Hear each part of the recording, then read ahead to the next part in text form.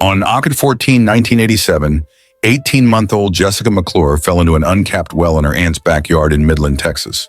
For the next 58 hours, viewers across the country who were following the story on the news held their breath as rescuers attempted to free the girl who would become known as Baby Jessica. Nearby oil workers rushed to help emergency responders, using their knowledge and tools to dig a wider shaft parallel to the well where the toddler was trapped. Finally, 2.5 days after the nightmare began, a paramedic pulled baby Jessica to the surface. Miraculously, the young girl was in good health and suffered only one major injury. One of her toes had become gangrenous due to the position in which she was wedged, and doctors had to amputate it. After baby Jessica's rescue, the nation breathed a collective sigh of relief. As President Ronald Reagan later put it, everybody in America became godmothers and godfathers of Jessica. But how did baby Jessica got trapped in a well? Jessica McClure was born to teenage parents Louis Chip and Reba Sissy McClure on March 26, 1986. Her aunt, Jamie Moore, ran an unlicensed daycare from her house in Midland, Texas. On the morning of August 14, 1987, Jessica was at Moore's home with 8 other children, according to the New York Times. Reba McClure was also present in helping Moore care for the children, but when she went inside to answer a phone call around 9:30 a.m., Jessica toddled toward an uncapped well shaft in the backyard. One of the other children had removed the rock or flower pot that typically covered it, leaving the 8-inch hole wide open. Jessica tumbled inside, falling 22 feet beneath the ground, before she became wedged with her right foot above her head. Emergency responders rushed to the scene, lowering a microphone into the hole to see if she was conscious. After hearing her tiny voice, they immediately began devising a plan to free her. The tight-knit community of Midland quickly rallied together. Rescue teams worked tirelessly around the clock to pull baby Jessica from the well, racing against time to free her before she suffered dangerous complications from starvation, dehydration, or exposure. Midland has been referred to as the oil capital of Texas, and dozens of employees in the industry soon arrived on the scene to offer their equipment and knowledge. Since the well shaft was just 8 inches wide, rescue workers weren't able to climb inside, and they didn't want to attempt to blindly pull Jessica out and risk injuring her. Putting their heads together, emergency responders decided to dig a second shaft parallel to the well in which Jessica was trapped. They started drilling as quickly as they could, listening to the toddler through the microphone. They piped hot air down the well to keep her warm, then put a line with water down the well so she would drink and not die of dehydration before the rescue was possible. A pediatrician was at the well to listen and advise. At a point, the news became somber when she was reported to be quiet, but the pediatrician listened and knew when she was just sleeping.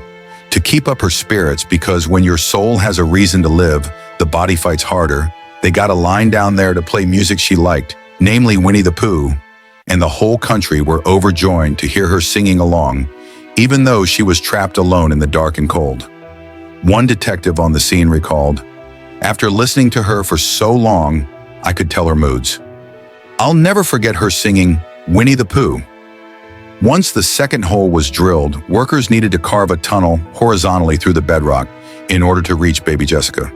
They used a water jet to make the final cuts, and at last the young girl was within reach. Workers first inflated industrial balloons in the well shaft beneath Jessica in order to prevent her from falling deeper into the hole. Then a paramedic named Robert O'Donnell crawled through the 24 by 36-inch stone tunnel and eased the girl out of the well. He coated her in petroleum jelly so he could slide her through the shaft more easily. After freeing Jessica, O'Donnell handed her to another paramedic who was waiting to carry her out of the hole and into an ambulance. After 58 agonizing hours, the ordeal was finally over. Baby Jessica was safe. A Pulitzer Prize-winning photograph captured the moment she was lifted out of the well.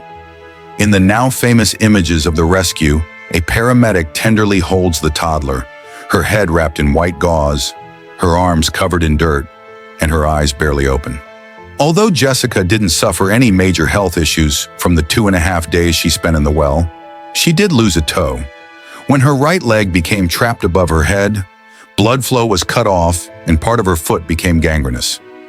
According to NBC News, she had to undergo 15 surgeries in the years following the incident to remove the affected area and reconstruct her foot. Aside from her toe, however, Jessica suffered only a deep scrape to her forehead in the way of physical injuries. The toddler became a national sensation in the months following her rescue. She received cards and gifts from around the world, and her parents appeared on live with Regis and Kathy Lee to discuss the ordeal. Jessica even traveled to the White House to meet President George H.W. Bush in 1989. Well-wishers across the globe contributed to a trust fund for baby Jessica, donating a total of $1.2 million that she could access when she turned 25. Unfortunately, she lost a large chunk of the money during the stock market crash of 2008, but there was enough left for her to purchase a home later in life. As she grew older, Jessica largely disappeared from the public spotlight. She married a man named Daniel Morales in 2006, had 2 children of her own, and went on to become an aide to a special education teacher at a Texas elementary school. Today, Jessica McClure doesn't remember anything about the incident. She told people in 2017 that the only visible signs that remain of the nightmare she went through are a small scar on her forehead and one foot that is smaller than the other due to the surgeries. "I had God on my side that day," Jessica said. "My life is a miracle." Unfortunately, not everyone involved in the rescue of baby Jessica had a happy ending. Robert O'Donnell, the paramedic who pulled her from the well, struggled with post-traumatic stress disorder for years following the incident. He tragically died by suicide in 1995. Ever since that Jessica deal, his life fell apart, his brother Ricky told the Associated Press. "There's a deal that happens when people are in these real stressful situations. It's so hard for them to deal with this afterward." The well that baby Jessica fell into has since been capped, and there is an inscription carved into the cover. It reads, "For Jessica, 10/16/87, with love from all of us." The rescue of baby Jessica is a testament to the strength of the human spirit and the power of community. Heroes also need saving, and this story reminds us that no act of bravery is too small.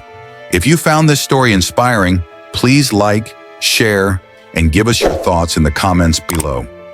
Don't forget to subscribe to our channel for more great content like this. Together, we can keep sharing these powerful stories with the world.